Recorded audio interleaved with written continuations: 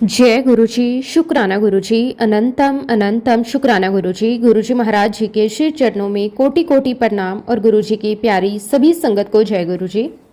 संगत जी, जब किसी भक्त पर सतगुरु की कृपा बरसती है तो उसकी पूरी जिंदगी बदल जाती है। जहां इंसान अपनी बुद्धि और अपनी शक्ति से हार मान लेता है, वहां से गुरुजी की महिमा शुरू होती है। गुरुजी महाराज जी की कृपा ऐसी है कि वे अपने बच्चों का हाथ कभी नहीं छोड़ते। वो हर पल उनकी रक्षा करते हैं, सही रास्ता दिखाते हैं और मुश्किल समय में हिम्मत देते हैं और हर कदम पर उनका साथ निभाते हैं। संगत जी, गुरु जी के चमत्कार केवल बीमारियों को ठीक करने या रुके हुए काम बनाने तक सीमित नहीं है। उनका सबसे बड़ा चमत्कार ये है कि एक डरे हुए मन को विश्वास दे देते हैं, टूटे हुए इंसान को जीने की नई उम्मीद दे देते हैं और भटके हुए जीवन को सही दिशा दे देते हैं। जब गुरु जी की कृपा होती है तो असंभव लगने वाले काम भी सहजता से पूरे होने लगते हैं। कई बार हमें समझ भी नहीं आता कि हमारी समस्या कब और कैसे दूर हो गई, क्योंकि गुरुजी बिना बताए, बिना दिखावे के अपने बच्चों के लिए कार्य करते रहते हैं। गुरुजी महाराज जी ने हमेशा सिखाया कि जीवन में सुख और दुख आते जाते रहेंगे, लेकिन यदि गुरु का हाथ सर पर हो तो हर कठिन रास्ता भी आसान हो जाता है। संगत जी, आज का सत्संग भी बहुत ही सुंदर, बहुत ही प्यारा सत्संग है। गुरुजी महाराज जी की बहुत ही प्यारी और पुरानी संगत बिमजीत कौर आंटी का सत्संग है। संगत जी, सत्संग को पूरा जरूर सुने, पूरे भक्ति भाव के साथ सुने, क्योंकि हर एक सत्संग में गुरुजी महाराज हमें अपनी भरपूर ब्लेसिंग्स देते हैं। संगत जी, सत्संग शुरू करने से पहले मैं आप सबसे एक छोटी सी रिक्वेस्ट करूंगी कि अगर अभी तक आपने गुरुजी की संगत चैनल को सब्सक्राइब नहीं किया तो हमारे इस चैनल को सब्सक्राइब जरूर कर लें, क्योंकि इस चैनल पर आपको गुरुजी के बहुत ही प्यारे प्यारे और पुरानी संगत के सत्संग सुनने को मिलते रहेंगे। तो चलिए संगत जी, पूरी श्रद्धा भाव के साथ इस सत्संग की शुरुआत करते हैं। जय गुरुजी, शुक्राना गुरुजी, अनंतम अनंतम शुक्राना गुरुजी। संगत जी, सबसे पहले गुरुजी महाराज जी के श्री चरणों में कोटि कोटि प्रणाम और गुरुजी की प्यारी सभी संगत को मेरी तरफ से प्रेम भरा जय गुरुजी। मैं अपने सतगुरु गुरुजी महाराज जी का दिल की गहराइयों से लख लख शुक्राना करती हूँ कि आज गुरुजी महाराज जी ने मुझे अपनी इस प्यारी संगत के बीच बैठकर अपने अनुभव साझा करने का अवसर दिया। ये मेरी कोई योग्यता नहीं है, ना ही मेरे अंदर ऐसा कोई गुण है कि मैं गुरुजी की महिमा का वर्णन कर सकूं। ये सब केवल और केवल गुरुजी की कृपा है। संगत जी, हम सभी जानते हैं कि गुरुजी जब तक समय किसी को नहीं बुलाते तब तक कोई भी व्यक्ति उनके बारे में ना तो जान सकता है और ना ही उनके दरबार तक पहुंच सकता है। लाख कोशिश कर ले, लेकिन बुलावा नहीं होगा तो कदम भी आगे नहीं बढ़ेंगे। और जब गुरुजी की कृपा हो जाती है तब इंसान चाहे लाख बहाने बनाए, लाख रुकावटें आए, फिर भी वो किसी न किसी तरह गुरुजी के चरणों तक पहुंच ही जाता है। आज मैं जो कुछ भी आपके सामने कहूंगी वो मेरा अपना नहीं होगा, मैं तो केवल एक माध्यम हूँ। जो शब्द गुरुजी मेरे मन में डालेंगे वही मेरी जुबान से निकलेंगे। इसलिए यदि मेरी किसी बात से किसी एक भी संगत का विश्वास मजबूत हो जाए, किसी एक भी व्यक्ति का मन गुरुजी की ओर जुड़ जाए, तो मैं समझूंगी कि मेरा यहाँ बैठना सफल हो गया।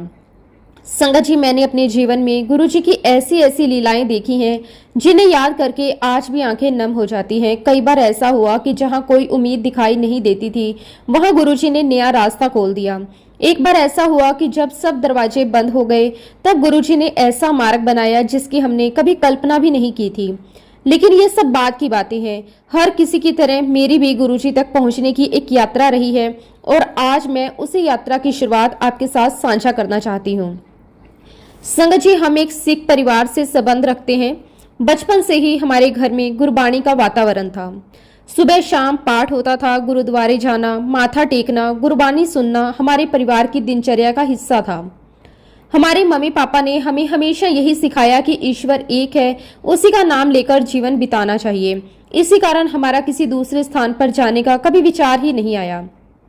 हम गुरुद्वारे जाते थे और वही हमारी पूरी श्रद्धा थी। उस समय हमें गुरुजी महाराज जी के बारे में बिल्कुल भी जानकारी नहीं थी। हमने उनका नाम भी नहीं सुना था।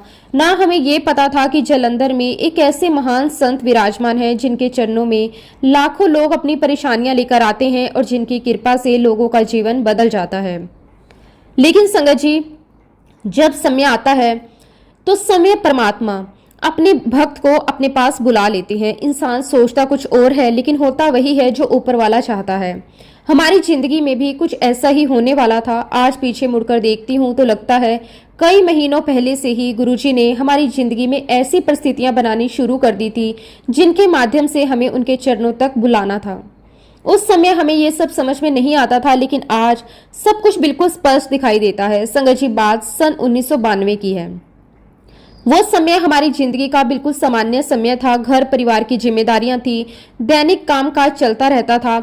हमें बिल्कुल भी अंदाजा नहीं था कि हमारी जिंदगी में एक ऐसा मोड़ आने वाला है जिसके बाद सब कुछ बदल जाएगा।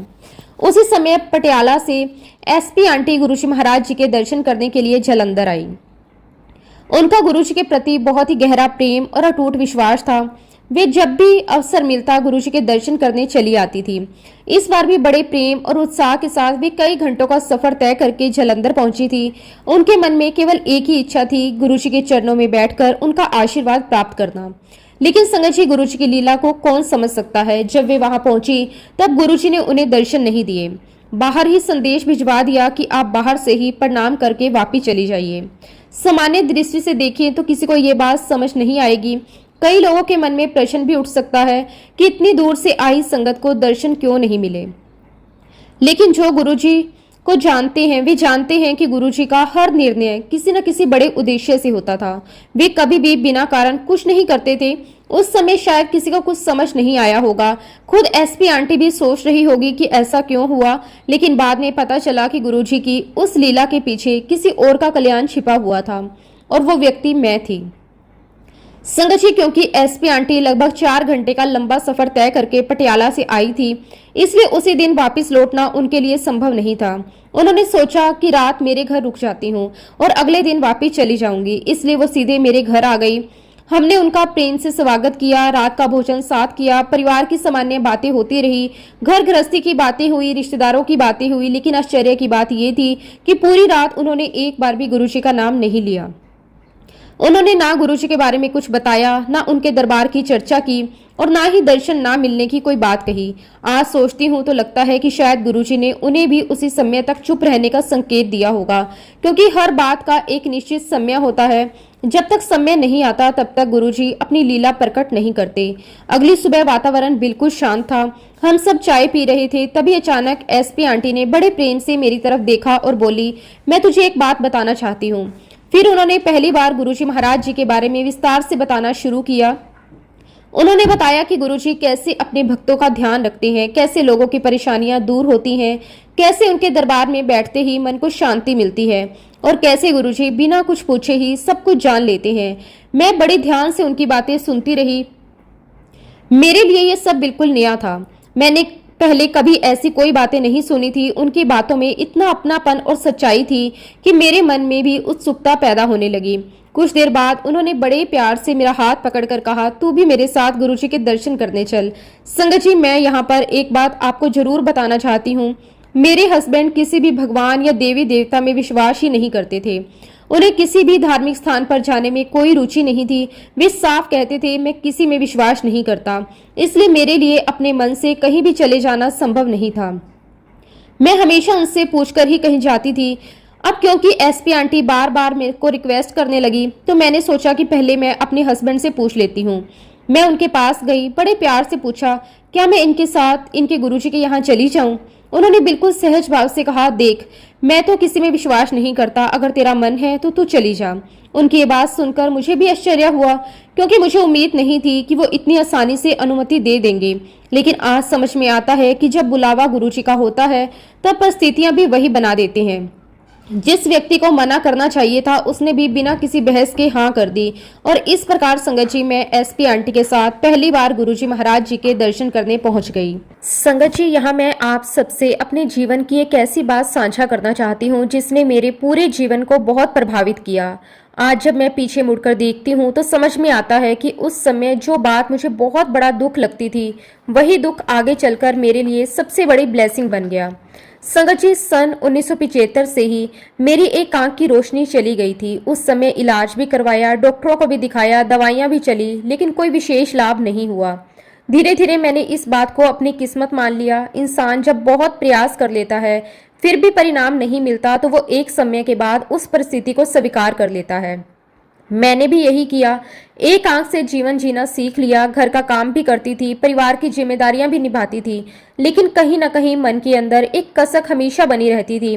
जब भी किसी को दोनों आंखों से सहज रूप से सब कुछ करते हुए देखती तो एक पल के लिए मन में विचार जरूर आता था कि काश मेरी आंख भी ठीक होती, लेकिन फिर अपने मन को समझा लेती कि शायद यही प्रभु की इच्छा है।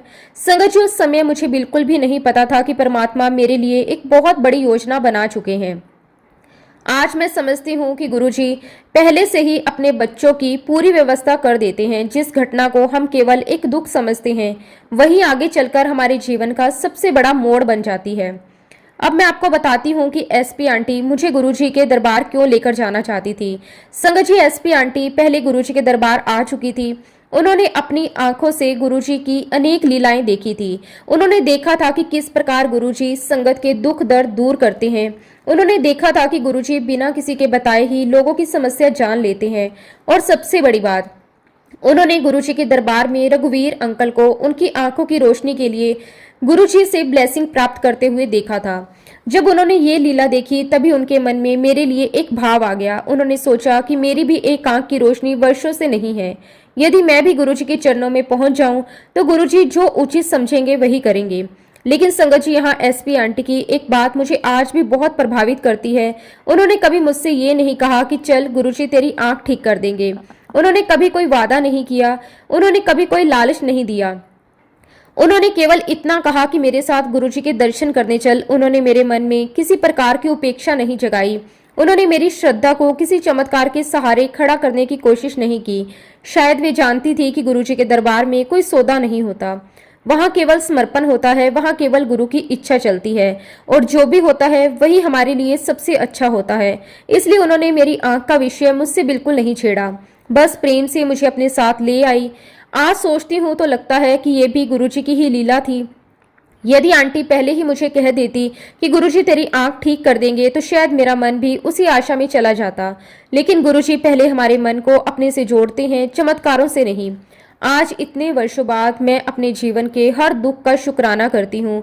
उस एक आंख की रोशनी जाने का भी शुक्राना करती हूँ, क्योंकि यदि वो घटना मेरे जीवन में नहीं होती तो शायद एसपी आंटी मुझे गुरुजी के दरबार लेकर जाने का इतना आग्रह भी नहीं करती। और यदि मैं गुरुजी के चरणों तक नहीं पहुंचती तो शायद मेरा जीवन वैसा कभी नहीं बनता जो आज है। इसलिए संगत जी, आज मैं पूरे दिल से कहती हूँ शुक्राना गुरुजी, उन सभी कठिनाइयों का शुक्राना, उन सभी आंसुओं का शुक्राना, उन सभी परीक्षाओं का शुक्राना, उन सभी दुखों का शुक्राना, क्योंकि उन्हीं दुखों ने मुझे मेरे परम पिता परमेश्वर गुरुजी महाराज जी के चरणों तक पहुंचा दिया। आज मुझे समझ आता है कि परमात्मा कभी भी अपने बच्चों के साथ अन्याय नहीं करते। कई बार वे हमें उस रास्ते से ले जाते हैं जो देखने में कठिन लगता है, लेकिन अंत में वही रास्ता हमें उनकी शरण तक पहुंचा देता है। इसलिए आज मेरे मन से केवल एक ही शब्द निकलता है, शुक्राना। हर श्वास का शुक्राना, हर पल का शुक्राना, हर परिस्थिति का शुक्राना, हर सुख का शुक्राना, हर दुख का शुक्राना, हर उस घटना का शुक्राना जिसने मुझे आपकी शरण तक पहुंचाया। संगत जी, फिर वो पावन समय भी आ गया जब हम जालंधर वाले मंदिर पहुंचे। जैसे ही मंदिर के परिसर में प्रवेश किया, मेरे मन में एक ऐसी शांति उतरने लगी जिसे मैं शब्दों में कभी व्यक्त नहीं कर सकती। ऐसा लग रहा था जैसे किसी बहुत अपने स्थान पर आ गई हूँ। चारों ओर एक अलग ही दिव्य वातावरण था। संगत बड़े प्रेम से बैठी हुई थी, हर किसी के चेहरे पर संतोष था। कोई धीरे धीरे मंत्र जाप कर रहा था, कोई आंखें बंद करके ध्यान में बैठा था, कोई गुरुजी के चरणों की ओर प्रेम से देख रहा था। वहां पहुंचते ही ऐसा लगा जैसे बाहर की सारी भागदौड़ और सारी चिंताएं दरवाजे पर ही रह गई हों। उस समय दरबार में बहुत ही प्यारा शब्द चल रहा था। संगत जी, आज भी उस शब्द की मधुर धुन मेरे कानों में गूंजती है। उस शब्द में ऐसी मिठास थी कि मन अपने आप शांत होता चला गया। मुझे उसके शब्द पूरी तरह याद नहीं है, लेकिन उसका प्रभाव आज भी मेरे हृदय में वैसा ही है। ऐसा लग रहा था जैसे प्रत्येक शब्द सीधे मेरे दिल तक पहुंच रहा हो। मेरी आंखों से अपने आप आंसू निकलने लगे। मैं समझ नहीं पा रही थी कि ऐसा क्यों हो रहा है। मैं तो पहली बार वहां आई थी, मैं किसी को जानती भी नहीं थी, फिर भी ऐसा लग रहा था जैसे वर्षों बाद अपने घर लौटी हूँ। मन बार बार कह रहा था कि यहाँ कुछ तो अलग है, ये केवल एक स्थान नहीं, यहाँ कोई ऐसी दिव्य शक्ति है जो हर आने वाले के मन को छू लेती है। संगत जी, जब हम दरबार में पहुंचे तो देखा कि उस समय गुरुजी महाराज अपनी गद्दी पर विराजमान नहीं थे। दरबार में केवल 3-4 संगत बड़े प्रेम और शांति से बैठी हुई थी। सबकी निगाहें उसी दिशा में थी जहां से गुरुजी महाराज आने वाले थे। कोई धीरे धीरे सिमरन कर रहा था, कोई चुपचाप बैठा था। पूरा वातावरण बहुत ही शांत और पवित्र था। थोड़ी ही देर बाद अचानक सबका ध्यान दरबार के प्रवेश द्वार की ओर गया। गुरुजी महाराज पधार रहे थे। जैसे ही गुरुजी ने दरबार में प्रवेश किया, वातावरण और भी अधिक दिव्य हो गया। उनके चेहरे पर वही करुणा, वही तेज, वही मुस्कान, वही अपनापन। गुरुजी धीरे धीरे चलते हुए अपनी गद्दी तक पहुंचे और वहां विराजमान हो गए। जैसे ही गुरुजी अपनी गद्दी पर बैठे, सभी संगत एक एक करके बड़े प्रेम और श्रद्धा से उनके चरणों में माथा टेकने लगी। मैं पहली बार ये सब देख रही थी। मेरे मन में थोड़ा संकोच भी था, थोड़ी उत्सुकता भी थी। मुझे समझ नहीं आ रहा था कि क्या करना है, कैसे करना है। तभी एसपी आंटी ने बहुत ही प्यार से मेरे पास आकर धीरे से कहा, देख, अगर गुरुजी तुझसे कुछ पूछे तो सिर्फ इतना कहना, गुरुजी मेरा कल्याण करो। मैंने भी सर हिलाकर उनकी बात मान ली। अब मेरी बारी आ गई। दिल की धड़कन थोड़ी तेज हो गई। मन में श्रद्धा भी थी और हल्की सी घबराहट भी। मैं धीरे धीरे गुरुजी के चरणों की ओर बढ़ी। जैसे ही मैं उनके सामने पहुंची, मैंने पूरे प्रेम और श्रद्धा से उनके चरणों में माथा टेक दिया। संगत जी, गुरुजी बहुत जल्दी जल्दी बोला करते थे। उन्होंने तुरंत पूछा, कहाँ से आए हो, क्या नाम है, कैसे आना हुआ? तो मैंने तुरंत कह दिया, गुरुजी मेरा कल्याण करो। संगत जी, जैसे ही मैंने गुरुजी से कहा कि गुरुजी मेरा कल्याण करो, संगत जी मेरे इतना कहते ही गुरुजी महाराज जी ने मेरी तरफ देखा। उनके चेहरे पर एक बहुत ही प्यारी मुस्कान थी। वो मुस्कान आज भी मेरी आंखों के सामने वैसे ही है। गुरुजी हल्का सा हंसे और बड़े प्रेम से बोले, आंटी तुम्हारा कल्याण तो हो गया। संगत जी, उस समय में गुरुजी के इन शब्दों का अर्थ बिल्कुल भी नहीं समझ पाई। मैं सोचने लगी कि मैंने तो अभी अभी पहली बार गुरुजी के दर्शन किए हैं। मैंने तो अभी केवल इतना ही कहा है कि गुरुजी मेरा कल्याण करो, और गुरुजी कह रहे हैं कि तुम्हारा कल्याण तो हो गया। मेरे मन में अनेक प्रश्न आने लगे। मैं समझ ही नहीं पा रही थी कि गुरुजी ऐसा क्यों कह रहे हैं। मेरा कौन सा कल्याण हो गया? अभी तो मैं पहली बार उनके चरणों में आई हूँ। अभी तो उन्होंने मेरे बारे में कुछ पूछा भी नहीं। मैं तो अपनी कोई परेशानी भी नहीं बता पाई, फिर गुरुजी ऐसा क्यों कह रहे हैं? लेकिन संगत जी, गुरुजी के सामने खड़े होकर कुछ पूछने का साहस भी नहीं हो रहा था। ऐसा लगता था जैसे शब्द कहीं खो गए हों। मैं केवल गुरुजी का मुखमंडल देख रही थी। उनकी आंखों में इतना प्रेम था कि मन वहीं ठहर गया। मुझे समझ ही नहीं आया कि अब आगे क्या कहूँ। मैं वहीं की वहीं खड़ी रह गई। ना आगे कुछ बोल पा रही थी, ना पीछे हट पा रही थी। बस गुरुजी को देखी जा रही थी। संगत जी, शायद गुरुजी मेरे मन की स्थिति समझ गए थे। उन्होंने बड़े प्यार से मेरी तरफ देखा, फिर मुस्कुराते हुए बोले, आंटी मेरे कोल बैठ जा। संगत जी, उस समय मैं इन शब्दों का अर्थ नहीं समझ पाई। आज जब इतने वर्षों बाद पीछे मुड़कर देखती हूँ, तब समझ में आता है कि गुरुजी उसी समय मुझे ये एहसास करा रहे थे कि इस दरबार में कोई भी अपनी इच्छा से नहीं आता। जिसे गुरुजी बुलाते हैं वही उनके चरणों तक पहुँचता है। हम सोचते हैं कि हम किसी के कहने पर आए हैं। कभी किसी रिश्तेदार के साथ आते हैं, कभी किसी दोस्त के साथ आते हैं, कभी किसी पड़ोसी के साथ, लेकिन वास्तविकता यही होती है कि बुलावा गुरु का होता है।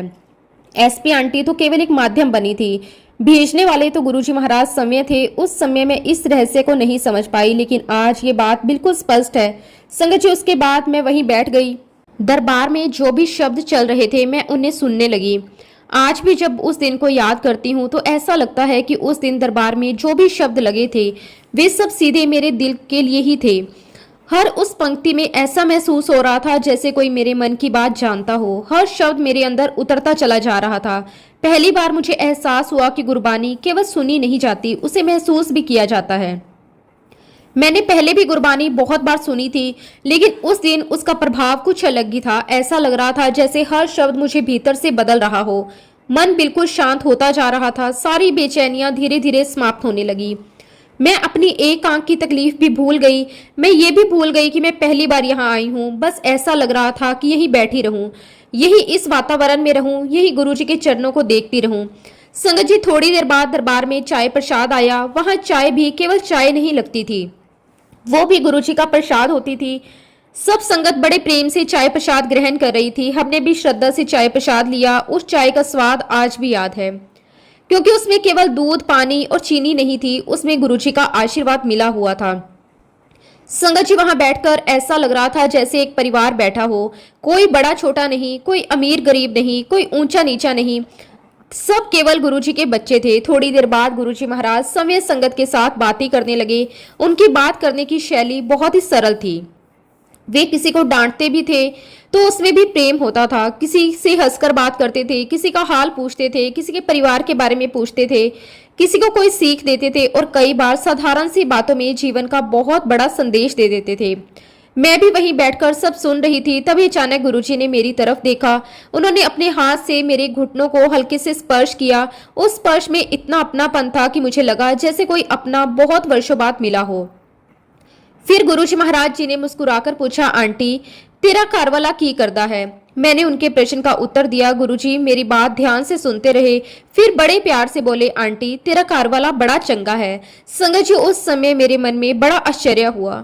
मैं मन ही मन सोचने लगी, मैं तो यहाँ दर्शन करने आई हूँ, मैं तो पहली बार गुरुजी के पास आई हूँ। मेरी आंख की तकलीफ है। मुझे लगा था गुरुजी शायद मेरी बीमारी के बारे में पूछेंगे, लेकिन गुरुजी तो मेरे हस्बैंड की बात कर रहे हैं। उस समय मुझे बिल्कुल भी समझ नहीं आया गुरुजी ऐसा क्यों कह रहे हैं, लेकिन आज समझ में आता है कि गुरुजी केवल उस व्यक्ति को नहीं देखते जो उनके सामने बैठा होता है, वे पूरे परिवार को देखते हैं। वे जानते हैं कि किस घर में किस प्रकार की परिस्थिति है, किसे किस प्रकार की ब्लेसिंग देनी है, किसका विश्वास कब और कैसे जगाना है। उस दिन गुरुजी ने हमसे बहुत सारी बातें की। कुछ बातें उस समय समझ आई और कुछ वर्षों बाद समझ आई और कुछ आज भी धीरे धीरे समझ में आती है। संगत जी आज जाकर हमें पता चला कि गुरुजी अपनी संगत को ब्लेस करने के अनेक तरीके अपनाते हैं। कई बार वे बीमारी के बारे में बात ही नहीं करते, लेकिन बीमारी का बोझ हल्का कर देते हैं। कई बार वे हमारी समस्या का नाम भी नहीं लेते, लेकिन उसका समाधान शुरू कर देते हैं। कई बार वे परिवार के किसी दूसरे सदस्य की बात करते हैं, क्योंकि वहीं से हमारे जीवन का कल्याण जुड़ा होता है। हम उस समय केवल अपनी समस्या देखते हैं, लेकिन गुरुजी पूरा जीवन देखते हैं। हम वर्तमान देखते हैं, गुरुजी भविष्य देखते हैं। हम केवल एक घटना देखते हैं, गुरुजी पूरी यात्रा देखते हैं। इसलिए उस समय हमें बिल्कुल भी पता नहीं था गुरुजी हमारा किस प्रकार कल्याण कर रहे हैं, लेकिन आज पीछे मुड़कर देखती हूँ तो लगता है उसी पहले दिन से गुरुजी ने हमारे पूरे परिवार पर अपनी कृपा बरसानी शुरू कर दी थी। कुछ देर बाद गुरुजी ने बड़े प्रेम से कहा, चलो आज के लिए बहुत है, अब 15 दिन बाद आना। ये सुनकर हमने गुरुजी के चरणों में माथा टेका। मन तो वहीं रुक जाने का था, लेकिन गुरुजी की आज्ञा ही सबसे बड़ी बात होती है, इसलिए हम बाहर आ गए। वापसी के रास्ते में भी मेरा मन बार बार उसी दरबार में जा रहा था। बार बार गुरुजी का चेहरा आंखों के सामने आ रहा था। बार बार उनके शब्द याद आ रहे थे, आंटी तुम्हारा कल्याण तो हो गया और 15 दिन बाद आना।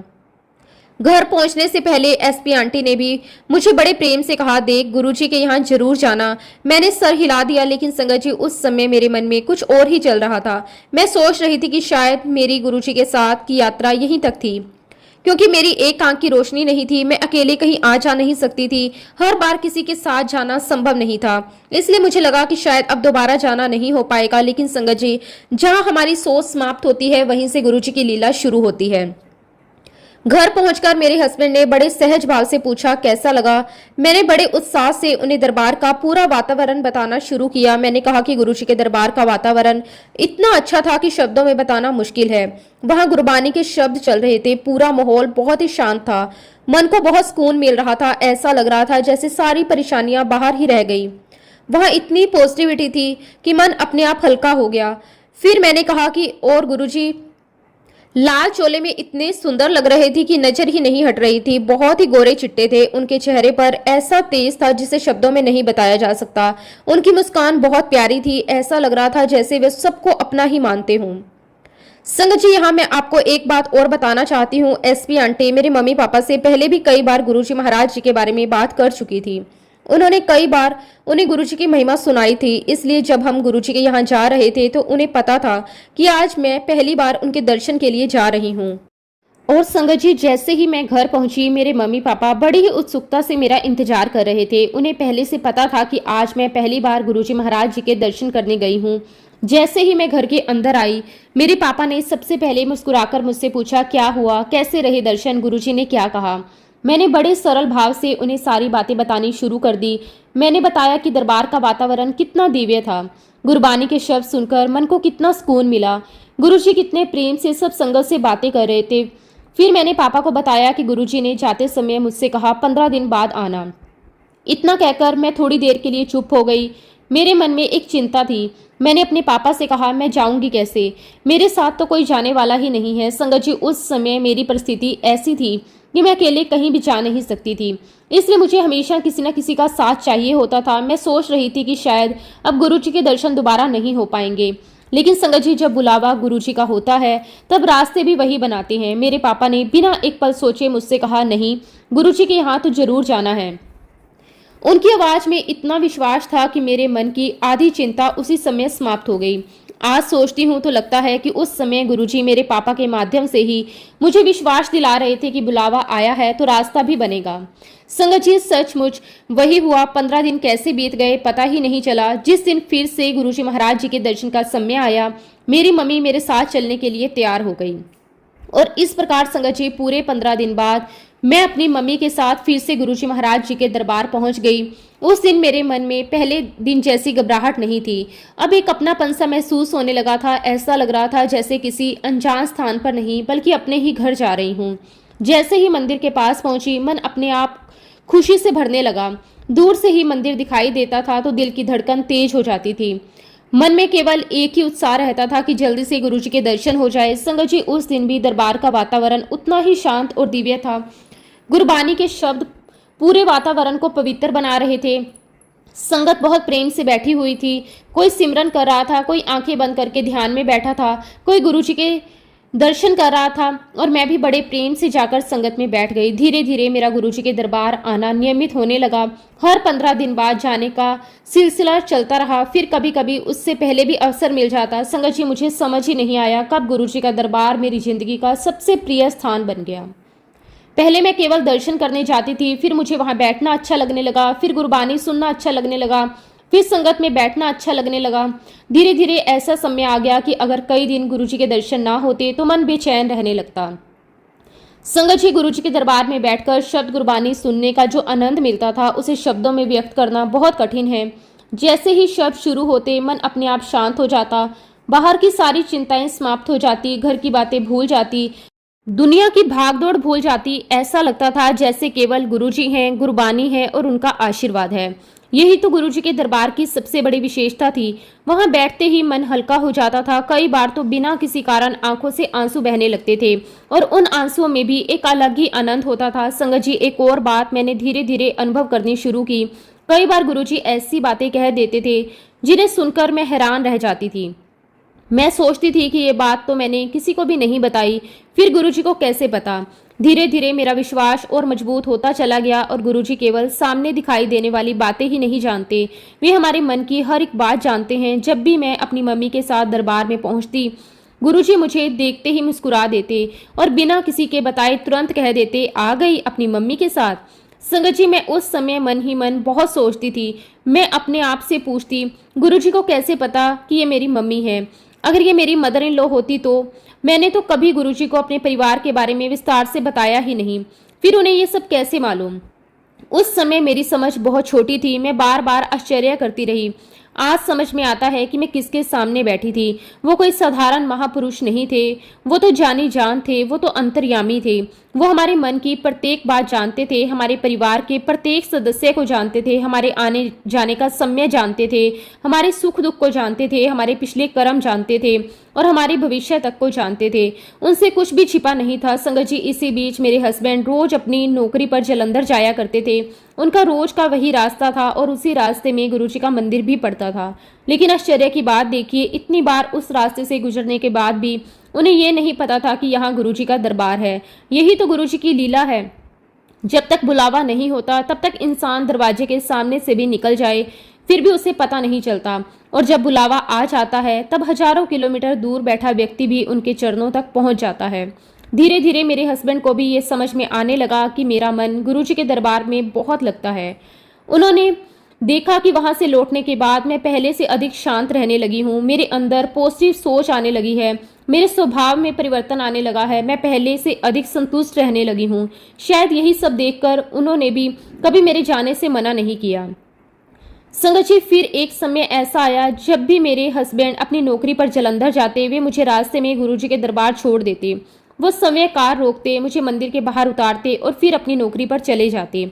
लेकिन संगत जी, उस समय तक उनका बुलावा नहीं आया था, इसलिए वे कभी भी दरबार के अंदर नहीं आते थे। वे केवल मुझे छोड़कर चले जाते। मैं केवल अंदर जाकर संगत में बैठती, दर्शन करती, शब्द गुरबानी सुनती, चाय प्रसाद ग्रहण करती, कुछ समय गुरुजी के चरणों में बैठती और फिर वापस घर आ जाती। आज सोचती हूँ तो लगता है गुरुजी धीरे धीरे पूरे परिवार को अपने पास बुला रहे थे। पहले मुझे बुलाया, फिर मम्मी को जोड़ा, फिर मेरे हस्बैंड को दरबार के बाहर तक ले आए और समय आने पर उनके लिए भी आगे का रास्ता बनाया। संगत जी, एक दिन मैं अपनी बड़ी बेटी को भी अपने साथ गुरुजी के दर्शन कराने ले गई। मेरे मन में यही भाव था कि बच्चों को भी गुरुजी के चरणों में ले जाना चाहिए, उनको भी आशीर्वाद मिलना चाहिए। उस दिन जब हम दरबार में पहुंचे तो देखा गुरुजी अपनी गद्दी पर नहीं बैठे थे, वे संगत के बीच नीचे कारपेट पर ही बड़े प्रेम से बैठे हुए थे। सभी संगत उनके चारों ओर बैठी थी, कोई उनसे बातें कर रहा था, कोई उनके चरणों में बैठा था। पूरा वातावरण बहुत ही शांत था। मैं अपनी बेटी का हाथ पकड़कर धीरे धीरे गुरुजी महाराज जी के पास गई। पहले मैंने श्रद्धा से गुरुजी को माथा टेका। जैसे ही मैंने सर उठाया, गुरुजी ने मेरी बेटी की ओर देखा, फिर बिना किसी भूमिका के तुरंत मुस्कुराकर बोले, आंटी ये बड़ी लड़की है। संगत जी, मैं फिर एक बार आश्चर्य में पड़ गई। मैं मन ही मन सोचने लगी, गुरुजी को कैसे पता कि ये मेरी बड़ी बेटी है। मैंने तो आज तक कभी गुरुजी से ये बात नहीं की कि मेरे कितने बच्चे हैं, ना मैंने बताया कि मेरी बड़ी बेटी कौन है, छोटी कौन है। फिर भी गुरुजी ने एक ही नज़र में सब कुछ जान लिया, लेकिन साथ ही गुरुजी ने ये भी कह दिया, आंटी इसका कल्याण करना है। संगत जी, उस समय गुरुजी महाराज जी के दरबार में एक होम्योपैथिक डॉक्टर अंकल और उनकी पत्नी बैठे हुए थे। वो दोनों गुरुजी महाराज जी की बहुत ही प्यारी संगत थी। जब भी उन्हें समय मिलता वे गुरुजी के दरबार में आकर संगत में बैठते, शब्द गुरबानी सुनते, गुरुजी के दर्शन करके अपने जीवन को धन्य मानते थे। डॉक्टर होने के बावजूद उनके अंदर कभी भी अपनी विद्या का अहंकार नहीं था, बल्कि वे हमेशा यही कहा करते थे कि डॉक्टर तो केवल एक माध्यम होता है, वास्तविक उपचार तो परमात्मा ही करता है। संगत जी, उस दिन का वातावरण आज भी मेरी आंखों के सामने बिल्कुल स्पष्ट है। गुरुजी अपनी सहज और प्रेममयी मुद्रा में संगत के बीच बैठे हुए थे, कोई उनके चरणों में बैठा था। संगत जी, बस ऐसे ही पूरा वातावरण बहुत ही आध्यात्मिक था। मैं भी अपनी बेटी को लेकर वहीं बैठ गई। मुझे तो ये भी नहीं पता था कि गुरुजी आज उसके लिए क्या कृपा करने वाले हैं। मैं तो बस यही सोच रही थी कि गुरुजी के दर्शन हो जाए, उनका आशीर्वाद मिल जाए, यही मेरे लिए सबसे बड़ी बात है। तभी गुरुजी ने अचानक अपनी दृष्टि उस होम्योपैथिक डॉक्टर अंकल की ओर की। गुरुजी के चेहरे पर हल्की सी मुस्कान थी। फिर बड़े सहज भाव से उन्होंने कहा, अंकल इसी बच्ची को एक होम्योपैथिक दवाई देना है और इसे ठीक करना है। संगत जी, गुरुजी के मुंह से ये वचन सुनते ही डॉक्टर अंकल और उनकी पत्नी दोनों तुरंत हाथ जोड़कर बैठ गए। उनके चेहरे पर विनम्रता साफ दिखाई दे रही थी। उन्होंने बड़ी श्रद्धा से गुरुजी की ओर देखते हुए कहा कि गुरुजी, हमारी क्या बिसात है कि हम इसे ठीक कर सकें। फिर उन्होंने आगे कहा, गुरुजी हम तो केवल दवाई दे सकते हैं, ठीक तो आपकी कृपा से ही होगी।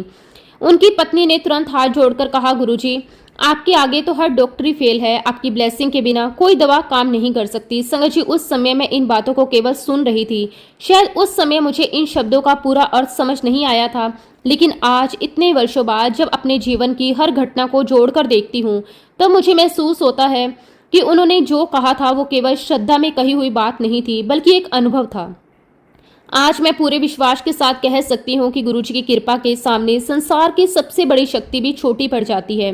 मैं यहाँ एक बात और कहना चाहूँगी, इसका अर्थ बिल्कुल भी नहीं है कि हमें डॉक्टरों का सम्मान नहीं करना चाहिए या इलाज नहीं करवाना चाहिए। नहीं संगत जी, गुरुजी ने कभी ऐसा नहीं सिखाया। डॉक्टर भी परमात्मा के बनाए हुए माध्यम हैं। इलाज करवाना हमारा कर्तव्य है, दवाइयाँ लेना भी जरूरी है, समय पर जांच करवानी भी जरूरी है। लेकिन मैंने अपने जीवन में ये अनुभव किया कि दवाई तभी अपना पूरा प्रभाव दिखाती है जब उसके साथ गुरुजी की कृपा जुड़ जाती है। कई बार एक ऐसी बीमारी में एक ऐसी दवा दो लोगों को दी जाती है, एक व्यक्ति जल्दी ठीक हो जाता है, दूसरी को उतना लाभ नहीं मिलता। कई बार डॉक्टर समय भी कहते हैं कि मेडिकल साइंस के हिसाब से तो ये जल्दी ठीक नहीं होना चाहिए था, लेकिन रोगी बहुत जल्दी स्वस्थ हो गया। ऐसे समय में हमें समझना चाहिए कि वहाँ केवल दवा ही काम नहीं कर रही थी, वहाँ परमात्मा की कृपा भी साथ चल रही थी। संगत जी, मेरे जीवन का अनुभव भी बिल्कुल ऐसा ही रहा। गुरुजी के हुक्म के अनुसार उस होम्योपैथिक डॉक्टर अंकल ने मेरी बेटी का इलाज शुरू किया। उन्होंने पूरे मन से अपना कर्तव्य निभाया, समय पर दवाई दी, पूरी सावधानी रखी, लेकिन वे समय भी जानते थे कि अंतिम निर्णय गुरुजी का ही होगा। हम भी नियमित रूप से गुरुजी के चरणों में जाते रहे। हर बार बेटी को उनके चरणों में लेकर जाती, गुरुजी उसे बहुत प्रेम से देखते, कभी उसके सर पर हाथ फेर देते, कभी उसे अपने पास बुला लेते, कभी बिना कुछ कहे उसे आशीर्वाद दे देते। धीरे धीरे हमें परिवर्तन दिखाई देने लगा। बेटी की तबीयत पहले से बेहतर रहने लगी। जो परेशानियां हमें चिंता में डालती थी वो कम होने लगी। उसके चेहरे पर पहले से अधिक रौनक आने लगी। हमारा विश्वास भी दिन प्रतिदिन और मजबूत होता चला गया। और फिर वो दिन भी आया जब गुरुजी महाराज जी की असीम कृपा और आशीर्वाद से मेरी बेटी पूरी तरह स्वस्थ हो गई। संगत जी, उस समय हमारे परिवार की खुशी का कोई ठिकाना नहीं था। हम जानते थे कि डॉक्टर अंकल ने अपना कर्तव्य निभाया है, लेकिन उन्हें भी पता था कि और हमें भी पता था कि वास्तविक कृपा गुरुजी की ही थी। यही कारण था कि डॉक्टर अंकल भी बार बार गुरुजी को ही धन्यवाद देते थे। संगत जी, इसके कुछ समय बाद एक दिन गुरुजी ने अचानक मेरी बेटी की ओर देखकर कहा, इसके लिए चांदी का कड़ा बनवाना। गुरुजी का हुक्म हमारे लिए सबसे बड़ा आदेश था। मैंने बिना कोई प्रश्न किए तुरंत एक सुंदर चांदी का कड़ा बनवा लिया। मेरे मन में एक ही इच्छा थी, गुरुजी अपने पवित्र हाथों से उसे ब्लेस करेंगे और मेरी बेटी को पहनाएंगे। मैंने उस कड़े को बड़े प्रेम से अपने पर्स में रख लिया। जब भी गुरुजी के दर्शन करने जाती, वो कड़ा मेरे पर्स में साथ होता। हर बार मन में यही सोचती, आज गुरुजी इसे अपने हाथों में लेकर ब्लेस कर देंगे। लेकिन संगत जी, आश्चर्य की बात यह थी, जितनी बार भी मैं वो कड़ा गुरुजी को देने की कोशिश करती, गुरुजी मुस्कुराकर मना कर देते। पहली बार मैंने सोचा शायद अभी समय नहीं आया। दूसरी बार फिर कोशिश की, गुरुजी ने फिर मना कर दिया। तीसरी बार फिर वही हुआ। ऐसा कई बार होता रहा। हर बार मैं कड़ा लेकर जाती, हर बार मन में आशा रहती और हर बार गुरुजी मुस्कुराकर उसे वापस रखवा देते। उस समय मुझे कुछ भी समझ नहीं आया था। मैं सोचती थी कि गुरुजी ने इस समय कड़ा बनवाने को कहा, फिर अब उसे ले क्यों नहीं रहे। लेकिन संगत जी, आज समझ में आता है, गुरुजी के यहाँ हर कार्य का अपना एक निश्चित समय होता है। वे कभी भी समय से पहले कुछ नहीं करते। जो कार्य जिस दिन होना होता है उसी दिन होता है। समय बीतता गया। फिर मेरी बेटी का 18वां जन्मदिन आया। उस दिन गुरुजी ने समय वो चांदी का कड़ा अपने पवित्र हाथों में लिया, उसे बड़े प्रेम से ब्लेस किया, फिर मेरी बेटी को अपने हाथों से पहनने के लिए दिया। संगत जी, उस समय ऐसा लग रहा था जैसे केवल एक चांदी का कड़ा नहीं, बल्कि गुरुजी का आशीर्वाद, उनकी रक्षा, उनकी कृपा मेरी बेटी के जीवन के साथ सदा सदा के लिए जुड़ गई। आज भी जब उस दिन को याद करती हूँ तो मन श्रद्धा और ग्रेटिट्यूड से भर जाता है। संगत जी, हमारी बुद्धि देखिए, गुरुजी ने हमें इस बात का एहसास होने ही नहीं दिया कि हम किसके पास बैठे हैं। हम साक्षात भगवान के सामने बैठे हैं। लेकिन संगत जी, आज जब मैं उन दिनों को याद करती हूँ तो बार बार यही लगता है कि गुरुजी ने हमें अपने बच्चों की तरह अपनाया हुआ था। उन्होंने कभी ये एहसास ही नहीं होने दिया कि हम साक्षात भगवान के सामने बैठे हैं। यदि उस समय हमें ये अनुभव हो जाता कि हमारे सामने समय परम पिता परमेश्वर विराजमान है, तो शायद हम इतनी सहजता से उनके सामने बैठ ही नहीं पाते, उनसे बातें भी नहीं कर पाते, उनके चरणों को छूने का साहस भी नहीं कर पाते। लेकिन गुरुजी की यही तो सबसे बड़ी लीला थी। उन्होंने अपने दिव्य स्वरूप को प्रेम के पर्दे में छुपा कर रखा, ताकि उनके बच्चे बिना किसी डर के उनके पास आ सकें, अपने मन की हर एक बात कह सकें, अपने आंसू भी बहा सकें, अपनी खुशियां भी बांट सकें और उनके चरणों में बैठकर अपने जीवन का बोझ हल्का कर सकें। संगत जी, आज जब मैं उन दिनों को याद करती हूँ तो मन श्रद्धा से भर जाता है। मैं सोचती हूँ कि हम कितने भाग्यशाली थे, कितने सौभाग्यशाली थे, कितने पुण्य हमारे साथ रहे होंगे। हमें अपने जीवन में गुरुजी महाराज जी के प्रत्यक्ष दर्शन करने का अवसर मिला। हमने केवल उनके बारे में सुना नहीं, हमने उन्हें देखा, हमने उनके चरणों में बैठने का सौभाग्य पाया, हमने उनके पवित्र हाथों का स्पर्श पाया, हमने उनके साथ बातें की, उनकी मुस्कान देखी, उनकी डांट भी सुनी, उनका स्नेह भी पाया। हमने उनके हाथों से प्रसाद लिया, हमने उनके साथ बैठकर चाय प्रसाद ग्रहण किया, हमने उन्हें संगत के साथ हंसते बोलते देखा। ये सब सोचकर आज भी रोंगटे खड़े हो जाते हैं। संगत जी, आज समझ में आता है कि ये कोई साधारण बात नहीं थी, ये तो अनगिनत जन्मों के पुण्यों का फल था। इसलिए आज मेरे मन में केवल एक ही शब्द निकलता है, शुक्राना, शुक्राना, शुक्राना मेरे मालिक। आपके हर आशीर्वाद का शुक्राना, आपकी हर कृपा का शुक्राना, हर उस पल का शुक्राना जो आपने अपने चरणों में बैठकर हमें दी। मेरे मालिक, आपने हम पर इतनी रहमत बरसाई कि हम उसका वर्णन भी नहीं कर सकते। हम तो उसके योग्य भी नहीं थे, फिर भी आपने हमें अपनाया, अपने बच्चों की तरह प्यार दिया, हमारी गलतियों को भी सहा, हमारे परिवार पर भी अपनी कृपा बरसाई और हर कदम पर हमारा हाथ पकड़कर हमें आगे बढ़ाया। संगत जी, गुरुजी महाराज अपने बच्चों का हाथ कभी नहीं छोड़ते। वे हर पल हमारे साथ रहते हैं। कई बार हम अपनी छोटी सी बुद्धि से उनकी लीलाओं को समझ नहीं पाते, लेकिन समय बीतने के बाद एहसास होता है कि जो कुछ भी हुआ वो सब गुरुजी की कृपा और उनकी योजना का ही हिस्सा था। गुरुजी ने हमें सिखाया कि जीवन में सुख और दुख दोनों आते रहेंगे, क्योंकि ये कर्म भूमि है। लेकिन यदि गुरुजी का आशीर्वाद हमारे साथ हो तो सबसे कठिन समय भी बहुत सहजता से निकल जाता है।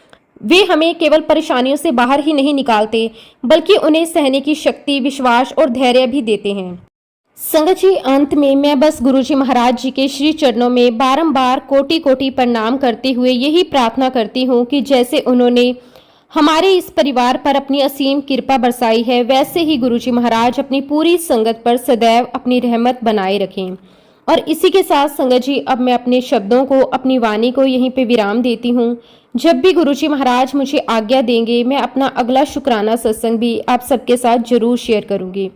जय गुरुजी, शुक्राना गुरुजी, अनंतम अनंतम शुक्राना गुरुजी। ओम नमः शिवाय, शिवजी सदा सहाय। ओम नमः शिवाय, गुरुजी सदा सहाय। जय गुरुजी, शुक्राना गुरुजी, अनंतम अनंतम शुक्राना गुरुजी।